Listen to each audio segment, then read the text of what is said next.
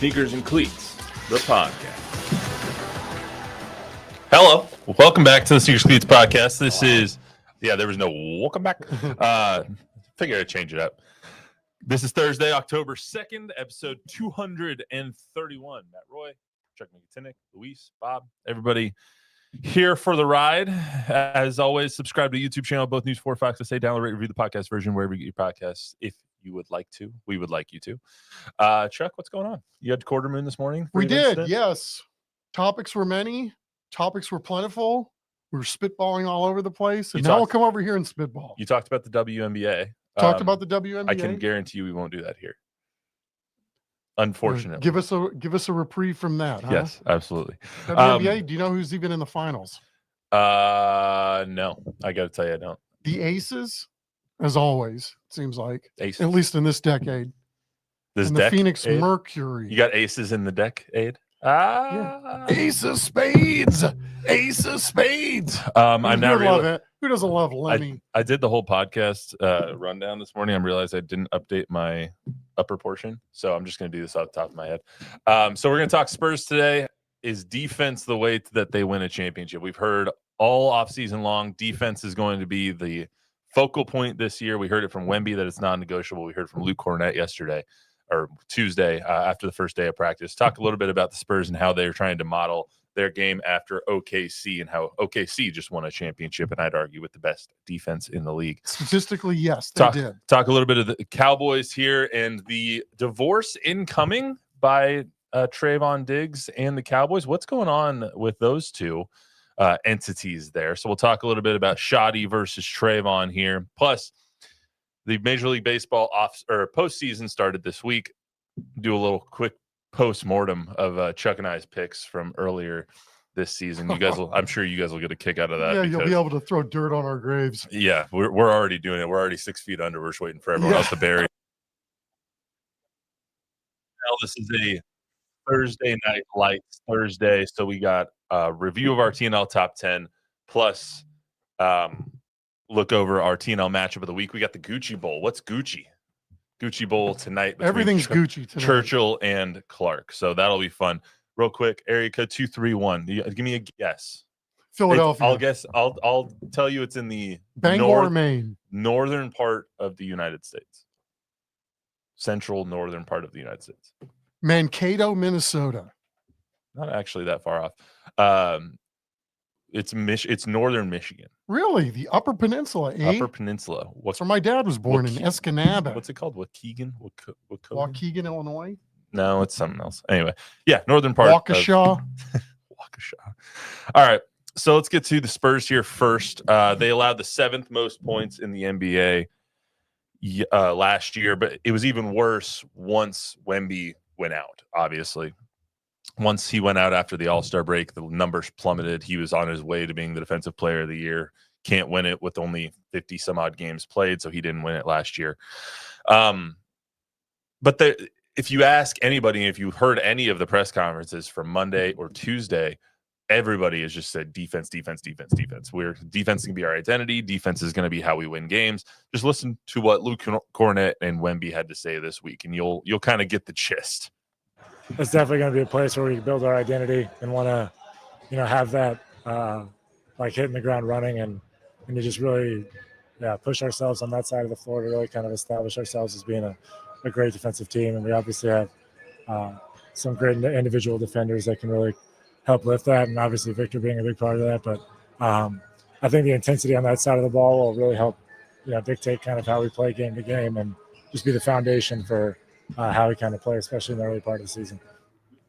My goal is to set standards, from we've started to set them in here in the gym, but from the first game of the season, even in preseason, this is a non-negotiable. It's not something. It's not something you can't do if you want to be a part of our team, and we're going to hold each other accountable. We know the coach is going to hold us accountable, and it doesn't matter your status. It's defense is non-negotiable. It's not a strong stance that you usually hear from Wemby. Usually he's kind of differentialed when it comes to passing it off to Mitch or passing it off to Pop when Pop was there. or passing it out to the upper management, saying you can't be on this roster unless you play defense is something that you usually don't hear from Wemby. And I kind of like the tone that he's setting on the first day of camp. And I like what Luke Cornett said, which is we have good individual defenders. They had good individual defenders last year. Can they learn to play defense like basketball teams in the modern era have learned to play offensively with a lot of motion? Like, you've got to be able to rely on each other, right? A guy gets beat off the dribble. Of course, you got Victor down there on the block with that humongous wingspan, incredible height, length, all of it. He just looking at him when his arms are out will change the way other teams have to attack the rim. So how do you, as a group, play well around him?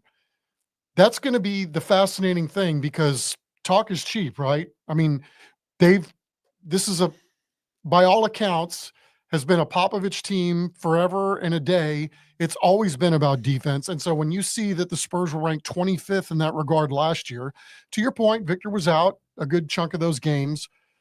But the bottom line is, if you want to make the leap as a team this year, the easiest way to do it is learn how to play good defense. Look at all the top teams in the league last year. Look at Orlando. They were the number 2 defensive team last year.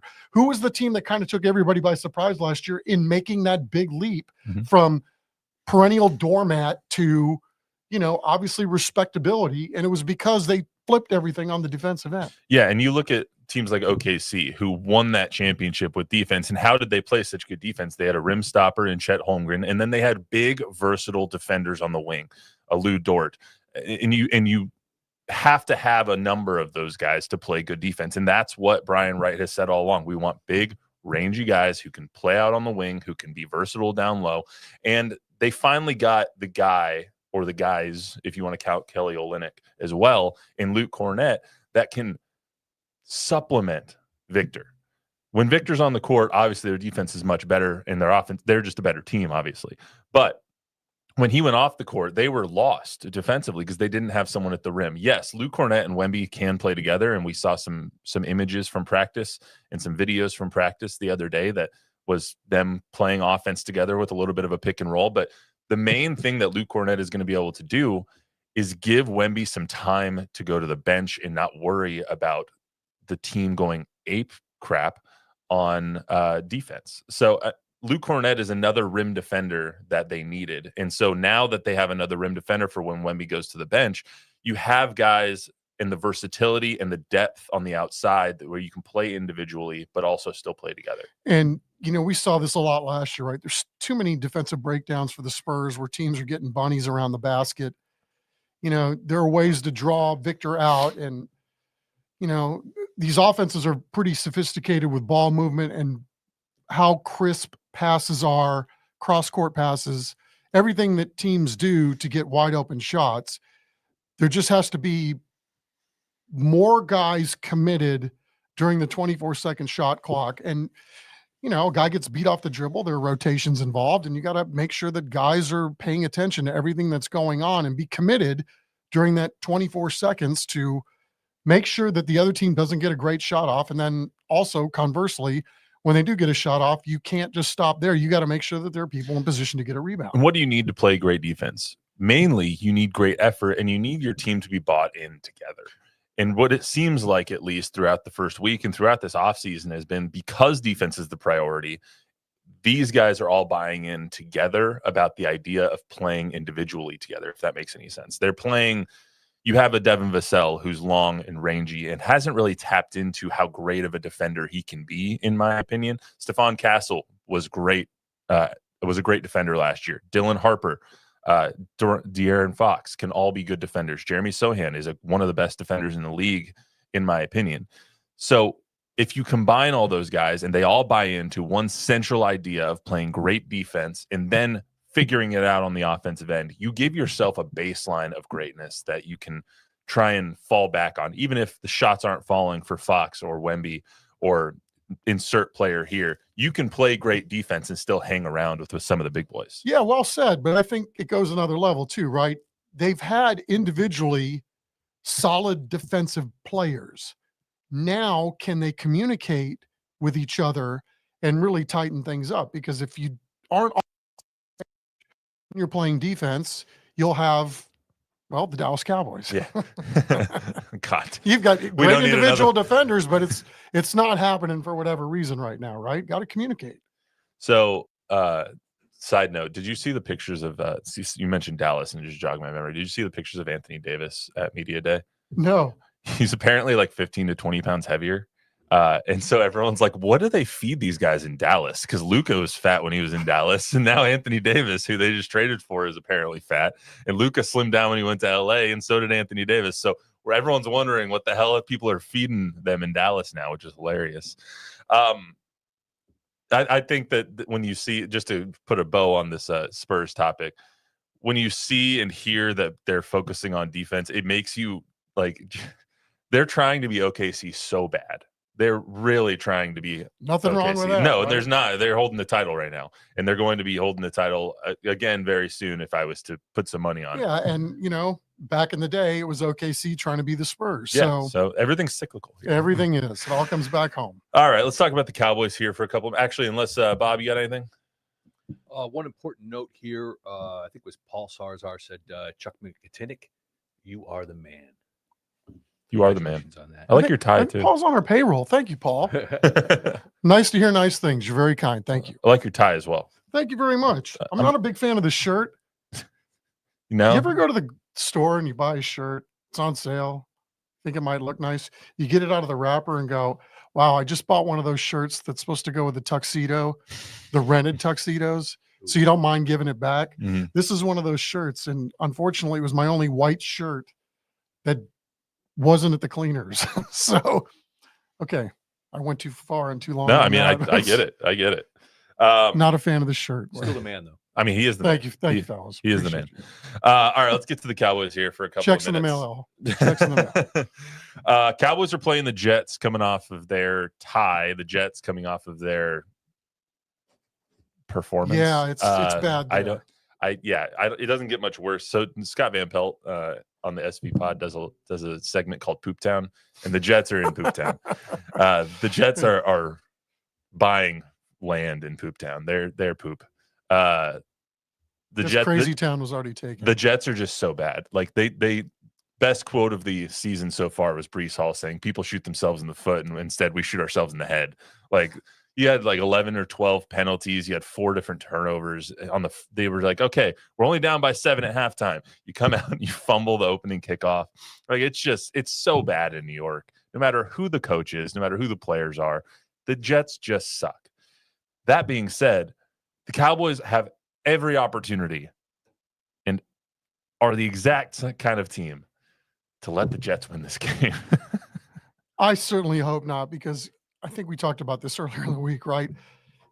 You wouldn't look at this game normally and go must win, but it kind of is based on what the Cowboys haven't done in terms of getting wins early on in the season. They got to get this game. Their offense really shocked, I think, a lot of people on Monday night that they were able to do that against the number 1 defense, to rack up those kind of yards, given how banged up and who the Cowboys were missing with 3 starters on offense. And then it might be a little thin again this week. But again, if you can't take advantage of what really is a horrible poop town situation in New York, then, I don't even want to know what kind of conversations we're having Monday about the Cowboys if they can't get this one. We talk about this every week, though. The Cowboys they win games that they're not supposed to win. And I told you sitting here last Monday that the Cowboys were going to win that game against the Packers, and they were a second literally away from doing it.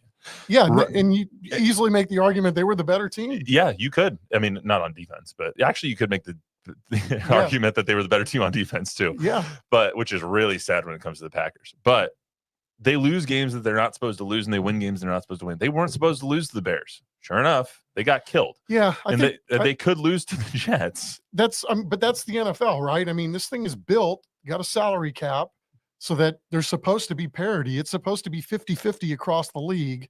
And, things just happen. I mean, do we think we'd be sitting here this far into the season talking about the Baltimore Ravens of all teams? Being 1-3. A team that is off to a really slow start and now they're banged up. I mean, It's just the way it is in the league. But again, I think that's the beauty of the NFL, right? Is that's why we're going to watch, because you never know what you might see. And then all things being equal, point spreads are by and large, they're one scores. Yeah. I mean, I don't know why it seems like this in the NFL. Maybe I can't speculate it really, but it seems like whenever things are the worst that they can be, that team comes out and plays really well. In the Jets, I don't know how much worse it can get. Correct. There's only up from here. Yeah, you have your superstars that aren't playing well between Sauce Gardner and Garrett Wilson. I mean, is doing his best out there, but he's out on an island and his quarterback can't get him the ball. Justin Fields is meh at best. And your running back situation, you literally you had a 10-minute drive that was about to go into the end zone to go up 7-3 on that Monday night, and Braylon Allen fumbles the ball. And then on the very next kickoff, after the Dolphins come back and get a field goal, Braylon Allen's now out for 4 or 5 weeks because of a knee injury. So it's just everything that can go wrong will go wrong for the Jets. And apparently Aaron Glenn is railing on his team.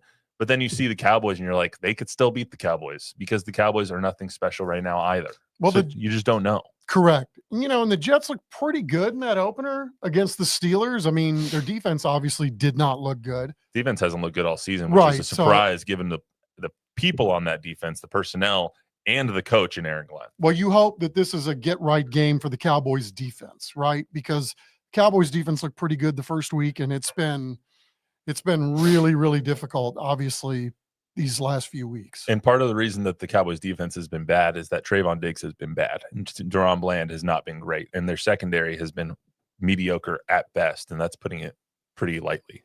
The Trayvon Diggs situation is getting more and more interesting by the day. We saw on Sunday, that was the first game in Trayvon Diggs' career since his rookie year that he has not started a game, but he has played. He played 53 of the 80 some odd snaps on defense. He ended up, but he sat out the first 2 series. And you saw Kyer Elam, and you saw Stewart, and you saw Deron Bland out there, and Deron Bland got beat for that first touchdown by Romeo Doubs. So it's a very odd situation. And then you hear this week what we're about to listen to, which was Shoddy saying we hold him to a high standard. So let's hear that. The decision with Trayvon was one that, like I talked about the other night, it was just, expect a lot from him and stay on him about his consistency. And I thought he played really well. I told you guys how proud I was of him. Rough week. I guess coach holding me accountable, and, I accept it. It's cool. But, back on track this week, ready to work. Okay, so if it's coach holding him accountable and demanding more from one of his stars, that's awesome. What I hated what Trayvon said, which was, one, his demeanor and his body language of all of it, like, yeah, he did it, and I'm blah, blah, blah. I'm just going to take him. We're going to move on. I guess he was holding me accountable. Yeah, he was holding you accountable. What do you mean you guess? He just said that. So I don't understand. Like, obviously, it's not getting through the braids on his head to get into his brain, because he's not understanding that they've been saying this all off season. We need more from the guys that we're paying. Jerry said that. Brian has said that. Everyone who has talked about Trayvon has said he's one of the leaders on this team because he's making $22 million a year. We need him to act like it. He wasn't at the offseason program, and he lost money, and they took money away from him because he was not at the offseason program for a long enough period of time. You're seeing things from Trayvon Diggs that are not leadership potential and are not what your star players should be doing. And I think that an argument could be made that a divorce between those two is more likely than not at this point. You bring up some really interesting points, and you make some key points too. It's kind of hard to argue to push back anything that you've said. I like Trayvon Diggs. I mean, he's always accountable. Like, you have a rough game or a bad game, he's always front and center and will speak about it and, take ownership over what just transpired. So I wish I knew what was really going on, right? Where's the friction coming from? Why is there friction to begin with?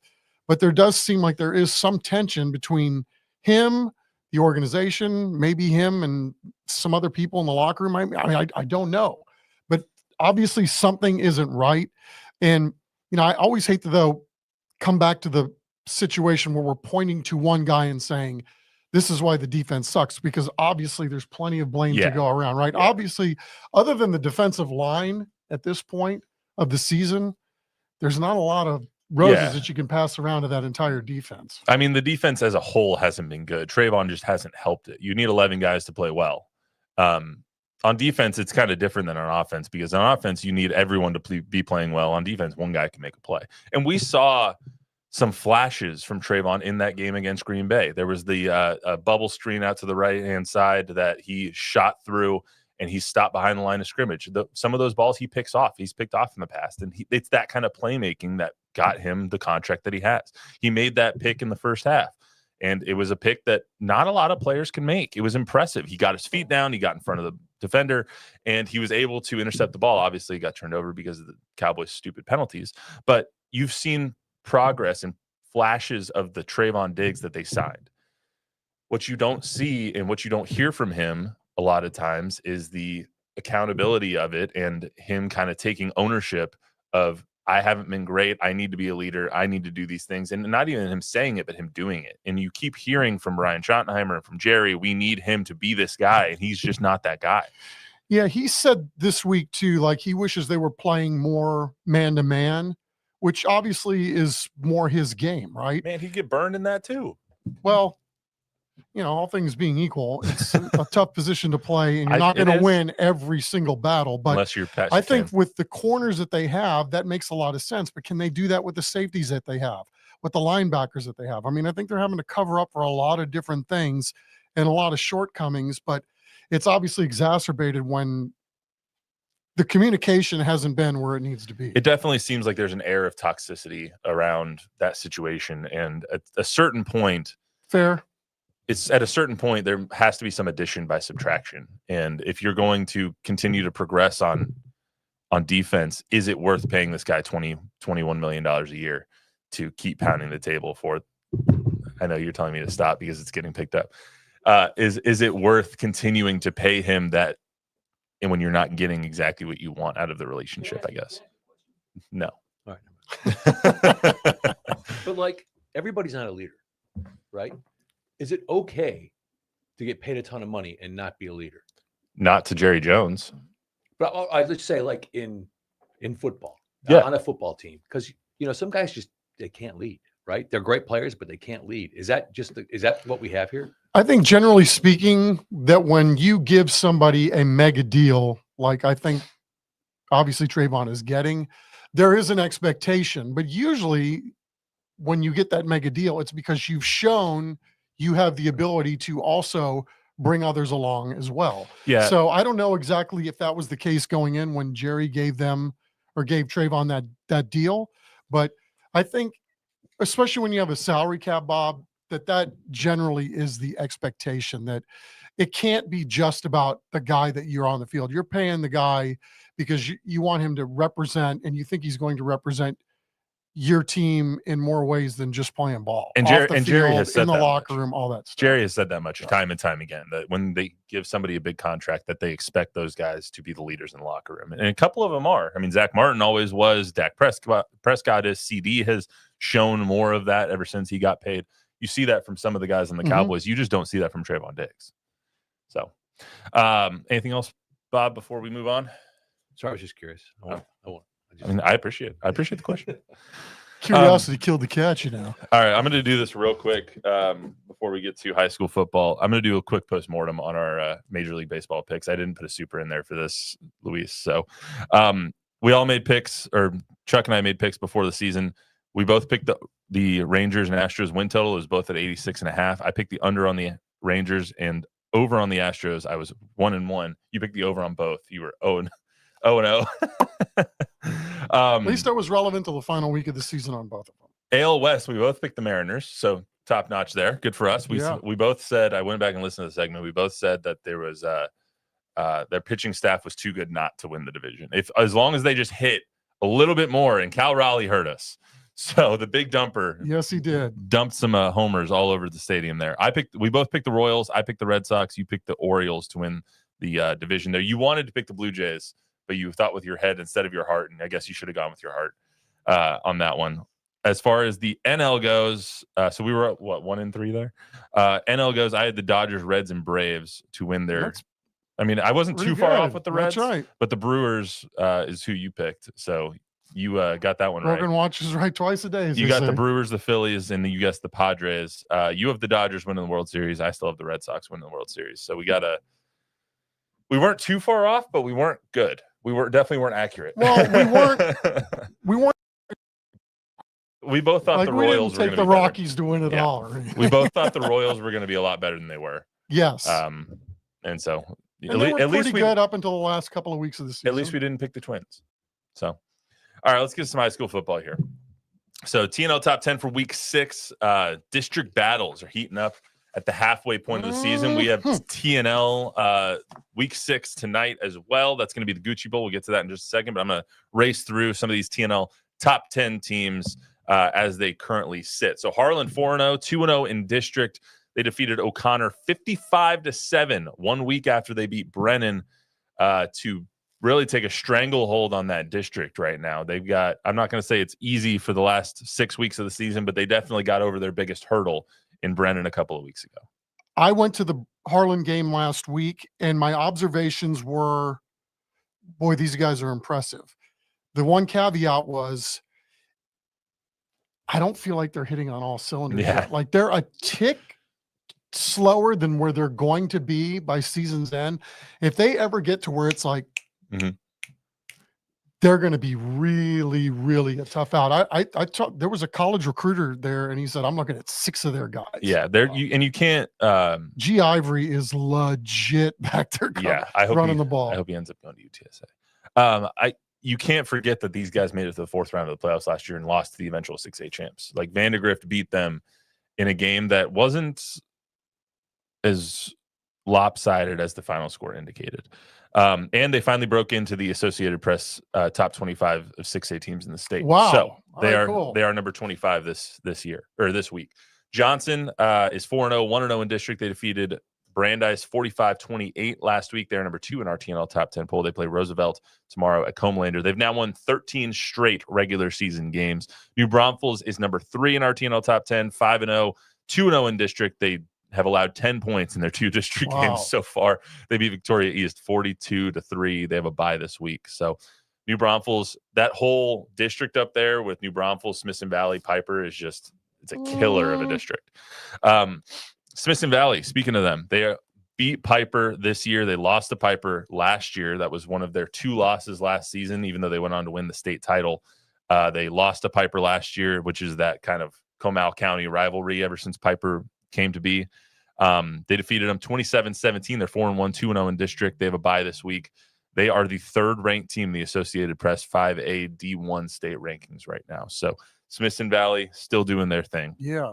The Brennan Bears, number 5 in the TNL top 10 poll. They are 3-1, 1-1 in district. As we said, they lost to Harlan. Then they had a bye to kind of lick their wounds after that loss. They play O'Connor this week or tonight, actually, in kind of a get-right game, I would say. The Bears have they've had 2 weeks to chew on that loss. Now they are going to try and make a run in the district. They haven't lost to the Panthers, the O'Connor Panthers, since 2019. Steele is number 6 in our TNL top 10 poll. We see them next week in the Judson Steele game on TNL. That'll be really, really fun to do and see. They're 4-1, 1-0 in district. They beat Clemens last week 48-20, and that Clemens team is no joke. We saw them 2 weeks ago against Alamo Heights. So they play East Central this week. East Central just lost to Judson. So you don't really know what to think of East Central after they lost Isaiah Mackey and a lot of their talent from last season. But Coach Hubbard always has those guys. Yeah, I mean, and they've lost some really, really close games. That Judson game ended up going to overtime. Clark won a squeaker against them. So they've been toe-to-toe with a lot of really good teams. It just hasn't translated early on in the season to getting wins. The Knights are 13-0 all-time against East Central. Let's get to Clark. Clark is number 7 in our TNL top 10 poll. We'll talk about them a little bit more in just a little bit. They beat Lee last week 42-0. They're 4-0, having the best start to their season since 2009 when they made the 4th round of the playoffs and went like 13-3, I think is what it was, what it ended up being, something like that. Southwest Legacy, surprisingly, number 8 in our TNL top 10 poll. They are 5-0, 3-0 in district. They beat Laredo Figueroa 57-18 last week. That was a week could have been a little bit of a letdown. They were coming off a big win over Jay 17-16 2 weeks ago. Next week they play Laredo Nixon. It's all setting up for the I think it's the Fire and Armor Bowl is what they call it, in 2 weeks against Southwest, which is Dude, going to be a banger. It is. I got to figure out what's going on with Southwest Legacy. I haven't seen them, but you beat Jay. You obviously the record speaks for itself, but you beat Jay and you shut them down like they did on defense. And then you see what they were able to do last week against Figueroa. I mean, man, something special's going on there. We may want to get on that bandwagon right now. Yeah, Southwest is who they're going to play in a couple of weeks. That could very well decide the district title in 2 weeks in the Fire and Arbor Bowl. They had a bye last week. They play Southside tomorrow, 7:30 at Southside. The Dragons put their 16-game district winning streak on the line tomorrow. So it's a significant win streak for Coach Franco down there. Yeah, he just keeps winning. That's all he does. Surprising, a lot of games. Surprising results of last week was Bernie defeated Alamo Heights 37-35 in the first district game of the year. That is Alamo Heights and Coach Ritteman's first district loss since he became the coach in 2019. I didn't realize that. Yeah. Really? Yeah. It's insane. Hats off to Bernie. Hats off to Bernie, who we all left for dead after Shea Hendricks and Hank Hendricks left to go to Arkansas. We were like, yeah, they'll take a step back with a new coach. Hell no. They are right in this thing. And the only loss that they had was to 7 points to Piper, who's a very good team still as well in week one. So, I mean, Bernie is no joke. And they break it into the TNL top 10 this week. They're 4-1, 1-0 in district. They're number 10. And that's the TNL top 10 this week. So let's get to the Gucci Bowl. Gucci Bowl, Churchill versus Clark, named after the poshness, I will say, of the two teams in the 80s. Those were the two. What is that? Highfalutin. Yeah, highfalutin. Yeah. That's the Don Harris team of the 80s. Don went there and graduated in 83, right? When did you graduate? Yeah, 82. 82. Yep. So he's a year behind you. Is that right? Yes. Okay. So Madison, class of 82, by the way. Yes. Shout out Mavs. Shout out Mavs. Big win last week for them. So this Coach game has been played ever since 1984. Churchill leads the all-time series 25-17-2.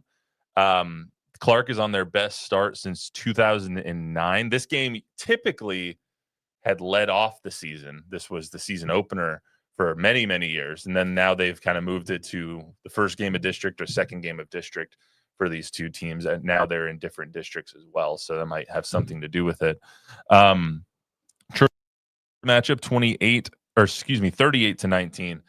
But it should be, I think a lot of people are going to look at this and say Clark's going to win because Churchill's a little bit down this year. But this is always a game that draws a lot of eyeballs. Without a doubt. I mean, it's a rivalry that's been ingrained in both of these programs' history. And, it's one of those, you're a kid playing at either one of these schools and that schedule comes out, man, you got this one circled. And it's even cooler now because it wasn't always a district game, right? That's something that's new to the proceedings. And, you got a new coach at Churchill and Coach Shaw, who cut his teeth with the Brennans. With the Brennans. So, I kind of feel a little bad for him. His team is really banged up, dude. They got 8 starters out, 9 guys out that play. So they're kind of mixing and matching right now. They had a plan with some of their underclassmen to keep them together as much as they could, grow them up on the JV level, and then turn them loose at the varsity level. They just don't have that luxury right now. So they're pulling guys up. And, he's really proud of his kids for what they're giving him every week. But it's really hard. I mean, you got a new defense, you got a new offense, you got a new coach. Everybody's trying to learn new things. And then you've got all these moving parts. Now, on the Clark side of the ball, they kind of went through these growing pains last year. They had a younger team, still made the playoffs last year. So this has kind of like been the plan of JL Geist, was to really be rolling this year. And I think, he probably said it better than I could have, which is in this league, that Northeast League 27-6A, there's not a team in this league he doesn't think that they can't beat. Including Johnson. There's not a team in this league he doesn't think they could lose to, too. So it's mad respect, top to bottom, as it should be in that district. And he knows they're going to be in for a hell of a fight tonight. Let's hear from Coach Geist. Coach, this is 7th year here. Obviously, this is a tradition that goes way back all the way back to the 1980s. But when I say the Gucci Bowl to a coach, what does it mean? it's a big game for both communities. Like you said, it's been going on for way back into the 80s. When I got here, it was still the first game, the Gucci Bowl. Now it's kind of transitioned a little bit now that we're district opponents. And Gucci Bowl for us still has some meaning to both communities in terms of the traditional game and the traditional rivalry. But it's got more than that to us now, and we try to really focus on the fact that this is a district game, and we really need that district win. It's more than just the rivalry. 4-0 to start the season. What is working so well for this team right now? We've been growing as the season goes on in terms of what we do. We're getting better. There's always things that we need to work on after every game. I let the guys know, hey, we'll celebrate this, and then we'll go back to work. And that's kind of been what we've been about for the past several weeks is, okay, let's work on what we need to work on. Let's get better at this, and let's go take it now onto the field.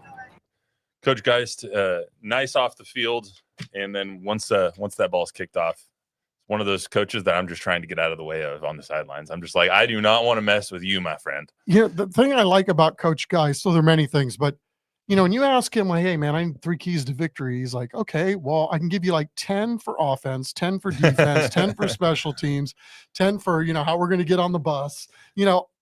Literally everything is broken down, and they've got little markers that they try to hit week to week, month to month, all these little check boxes that are these check marks that they want to hit all the boxes on. And I think it's kind of cool that everything is kind of spelled out, right? Everybody kind of knows what direction that we're going. And it's really that meticulous in terms of game planning and where they want to go and the roadmap that he provides every single week. Yeah, as for Coach Shaw, he's doing his best over there in his second year at Churchill. Obviously, he's dealing with a lot of injuries, but let's hear from him and what this Gucci Bowl and his second iteration means to him.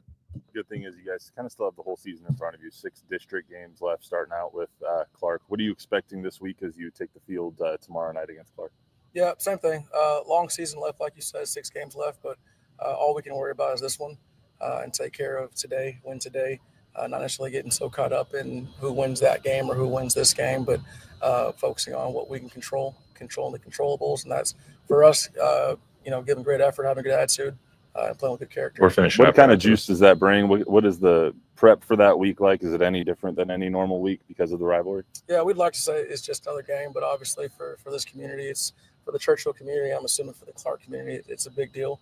The kids have a little bit of extra juice about them in meetings, and they're a little bit more attentive in meetings because I think not only is it just that we're playing Clark and it's the Gucci Bowl, but there's some good players over there that we got to kind of zero in on and try and take those things away from their offense and from their defense, especially teams to come work the win. Yeah, and Coach Shaw has a not special place in my heart, but I really like Coach Shaw because I've done some stories over there the last couple of years, and he's always been readily available and welcomed me in and let me get footage that made stories a lot better. So I love Coach Shaw. He's always been really great to us. He's been great this entire week. He's been great over the last couple of years. And I hope tonight that we get a great crowd, because one of my favorite times on TNL was when we had the Gucci Bowl a couple of years ago, and it went down to like the last 3 minutes of the game, and the crowds were just battling back and forth, and it was so much fun. Yeah, Coach Shaw, yeah, he's sturdy, man. I mean, good dude, solid, another guy that's very meticulous in what he wants to do.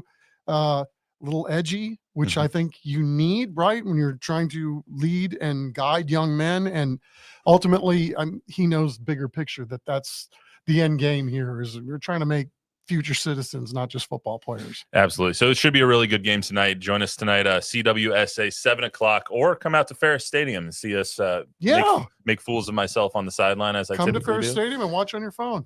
Yeah, exactly. Do both. Come to Ferris and bring another phone. Bring 2 bring multiple phones. Bring 2 phones. Luis is Drive telling me up to hurry those up, but I have to numbers. tell people to bring their phones. Luis has got to go. Luis, you got a hot date? Luis has Okay. has another eye appointment. You can't even see us at this point. That's all we got for you today on the Sneakers Cleats podcast. Remember, download, rate, review, give us a 5-star rating, tell a friend, tell an enemy. We'll be back on Monday to recap the weekend. See you then.